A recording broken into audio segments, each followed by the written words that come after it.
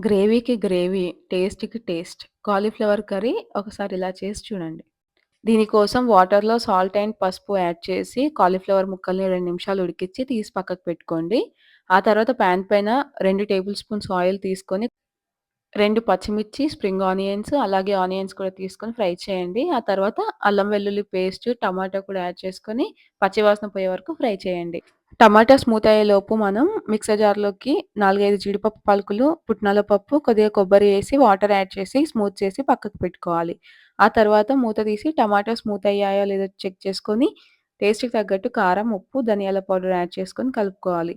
అంతా బాగా ఫ్రై అయిన తర్వాత మనం మిక్స్ చేసుకున్న జ్యూస్ కూడా ఇందులోకి యాడ్ చేసి కలుపుకోవాలి. ఆ తర్వాత కాలీఫ్లవర్ కూడా యాడ్ చేసేసుకొని బాగా కలిసేలా కలుపుకోవాలి. ఆ తర్వాత మన గ్రేవీకి ఎంత కావాలో అంత కన్సిస్టెన్సీలో వాటర్ కూడా యాడ్ చేసుకొని 3 మినిట్స్ బాయిల్ చేయాలి. ఆ తర్వాత కొత్తిమీర, కసూరి మేతి కూడా యాడ్ చేసుకొని వేడి వేడిగా సర్వ్